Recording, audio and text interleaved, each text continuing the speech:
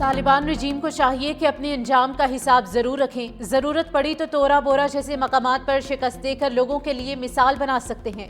پاکستان اپنی سرزمین پر حملے برداشت نہیں کرے گا۔ کسی بھی مہم جوئی کا سخت اور کڑوا جواب دیا جائے گا۔ اگر طالبان رجیم لڑنے کی کوشش کرے گی تو دنیا حشر دیکھے گی۔ وزیر دفاع خواجہ آصف کا ایکس پر بیان، کہا طالبان رجیم میں انتشار اور دھوکہ دہی بتدریج موجود ہے۔ پاکستان کے عزم اور صلاحیتوں کو آزمانا بہت مہنگا ثابت ہوگا۔ اگر افغان طالبان دوبارہ افغانستان کو تباہ کرنے پر بازد ہیں تو پھر جو بھی ہونا ہے وہ ہو جائے۔ افغانستان طالبان کی وجہ سے اپنے ہی لوگوں کے لیے قبرستان سے کم نہیں۔ طالبان رجیم اپنی قابض حکمرانی اور جنگی معیشت بچانے کے لیے افغانستان کو ایک اور تنازع میں دھکیل رہی ہے۔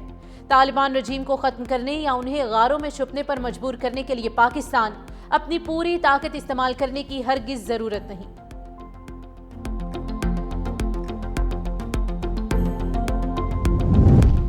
پاکستان اور افغانستان کے وزرائے داخلہ کی تہران میں اقتصادی تعاون تنظیم کے اجلاس کے موقع پر ملاقات۔ دونوں رہنماؤں نے مصافحہ بھی کیا۔ وفاقی وزیر داخلہ محسن نقوی نے پاک افغان مسئلے کو بات چیت کے ذریعے حل کرنے پر زور دیا۔ کہا جس طرح ہر گھر میں اختلافات پیدا ہو جاتے ہیں تو اختلافات بات چیت کے ذریعے حل کیے جاتے ہیں۔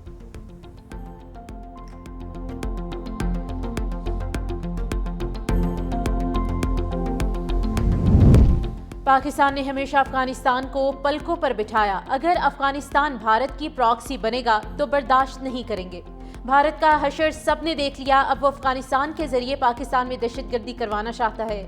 سینئر وزیر سندھ شرجیل انعام میمن نے میڈیا سے گفتگو میں کہا کہ کوئی ملک پاکستان کی طرف میلی آنکھ رکھے گا تو منہ توڑ جواب دیں گے۔ کراچی میں افغانی غیر نصابی سرگرمیوں میں ملوث پائے گئے۔ حکومت سندھ غیر قانونی مقیم افغانیوں کو ڈیپورٹ کر رہی ہے۔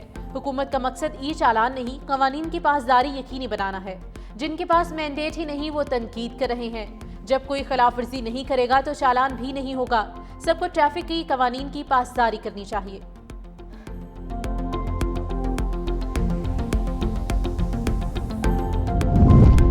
وزیراعظم محمد شہباز شریف دورہ سعودی عرب مکمل کر کے ریاض سے اسلام آباد روانہ۔ ریاض کے نائب گورنر شہزادہ محمد بن عبد الرحمن بن عبد العزیز نے وزیر اعظم اور پاکستانی وفد کو ایئرپورٹ پر الوداع کیا۔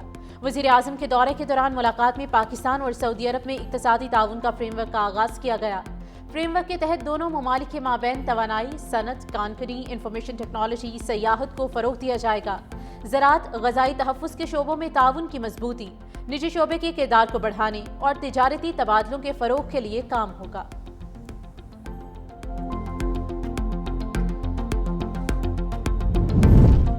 امریکی صدر ڈونلڈ ٹرمپ کی ایک بار پھر وزیر اعظم شہباز شریف اور فیلڈ مارشل سید عاصم منیر کی تعریف۔ امریکی صدر نے کہا کہ پاکستانی وزیر اعظم ایک عظیم انسان ہے۔ پاکستان کے فیلڈ مارشل سید عاصم منیر عظیم سپہ سالار ہیں۔ میں نے پاکستان اور بھارت کے درمیان جنگ بندی کرائی۔ پاک بھارت جنگ میں 7 طیارے گرے۔ میں نے مودی کو کال کی اور پاکستان کے ساتھ ٹریڈ ڈیل کرنے کا کہا۔ مودی کے انکار پر 250% ٹیرف عائد کرنے کی دھمکی دی۔ دونوں ممالک نے 48 گھنٹوں میں جنگ بندی کر دی۔ مزید کہا کہ میں نے 8 ماہ میں 8 جنگیں رکوائیں۔ دنیا میں امن قائم کر رہے ہیں۔ امریکی صدر کی حماس کو بھی دھمکی۔ کہا اگر حماس نے درست رویہ اختیار نہ کیا تو اسے ختم کر دیں گے۔ اسرائیل کو حملے کا جواب دینے کا حق حاصل ہے۔ مزید کہا چین کے ساتھ اچھے تعلقات ہیں۔ امید ہے صدر شی جن پنگ کے ساتھ ملاقات بہترین رہے گی۔ قانون واضح ہے، مجھے تیسری مدت کے لیے انتخاب لڑنے کی اجازت نہیں۔ وزیر اعظم آزاد جموں کشمیر کے خلاف تحریک عدم اعتماد، پیپلز پارٹی اور مسلم لیگ نون کے درمیان ڈیڈ لاک ختم ہو گیا۔ مسلم لیگ نون نے قبل از انتخابات کرانے کی شرط پر عدم اعتماد میں حمایت کی یقین دہانی کرا دی۔ مسلم لیگ نون کا مشورہ دیا کہ نیا وزیر اعظم آئینی عہدوں پر التوا کا شکار تعیناتیاں کرا کے انتخابات کی راہ کو ہموار کرے گا۔ صدر مسلم لیگ نون آزاد جموں کشمیر شاہ غلام قادر اور سابق وزیر اعظم راجہ فاروق حیدر کے تحریک عدم اعتماد پر دستخط کر دیے۔ تحریک عدم اعتماد جمع ہونے کی صورت میں پارٹی پالیسی کے مطابق مسلم لیگ نون سے تعلق رکھنے والے وزراء مستعفی ہو جائیں گے۔ مسلم لیگ نون کے وزراء اور ٹکٹ ہولڈرز کو بھی آئندہ الیکشن سے قبل برابری کی بنیاد پر فنڈز دیے جائیں گے۔ مسلم لیگ نون عدم اعتماد میں ووٹ ڈالنے کے بعد اپوزیشن بینچز پر بیٹھے گی۔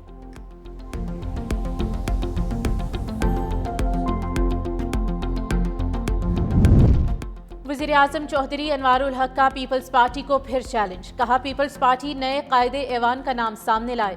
عدم اعتماد کی تحریک کا ڈٹ کر مقابلہ کروں گا۔ وزیر اعظم کے خلاف عدم اعتماد کے لیے 27 ارکان کی سادہ اکثریت درکار ہے۔ مسلم لیگ نون کی حمایت کے بعد پیپلز پارٹی نے 36 ارکان کی حمایت کا دعویٰ کیا ہے۔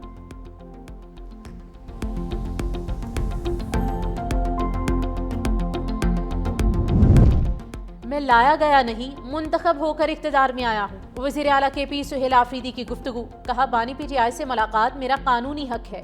محکمہ داخلہ کے ذریعے پنجاب حکومت کو ملاقات کے لیے خط لکھا۔ اسلام آباد ہائی کورٹ کے 3 ججز نے ملاقات کی اجازت دی۔ ہم نے عوام کو تحفظ دینا ہے جس کے لیے قانون سازی کر رہے ہیں۔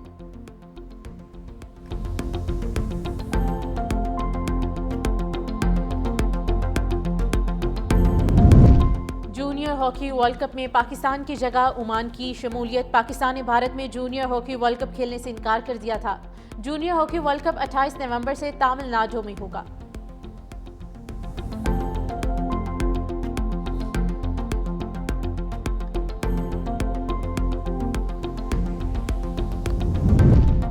اور آئی سی سی کی نئی رینکنگ جاری، بھارت کے روہت شرما ون ڈے میں نمبر 1 بیٹر بن گئے۔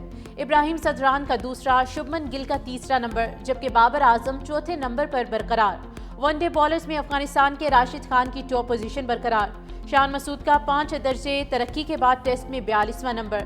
محمد رضوان ٹیسٹ میں 5 درجہ تنزلی کے بعد 21ویں نمبر پر آ گئے۔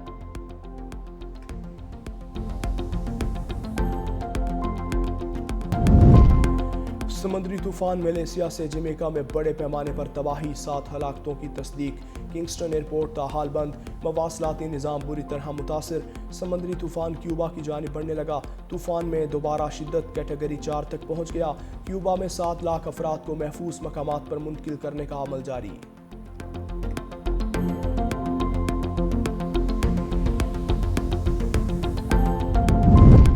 بھارت میں سمندری طوفان مونتا کے پیش نظر ساحلی شہر کناڈا کے اسکول بند۔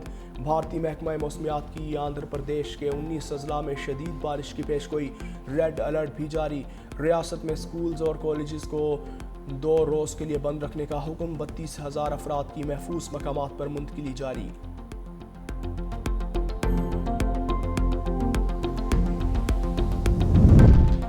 وکٹ کیپر بیٹر محمد رضوان کا سینٹرل کانٹریکٹ پر دستخط سے انکار۔ محمد رضوان کے علاوہ تمام کھلاڑیوں نے سینٹرل کانٹریکٹ پر دستخط کر دیے۔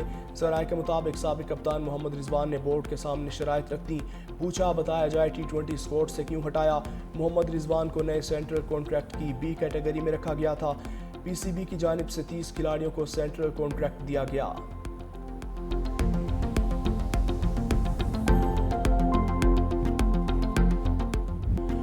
اور جنوبی افریقہ نے پہلے T20 میں پاکستان کو 55 رن سے شکست دے دی۔ قومی ٹیم بولنگ اور بیٹنگ دونوں شعبوں میں بری طرح فلوپ۔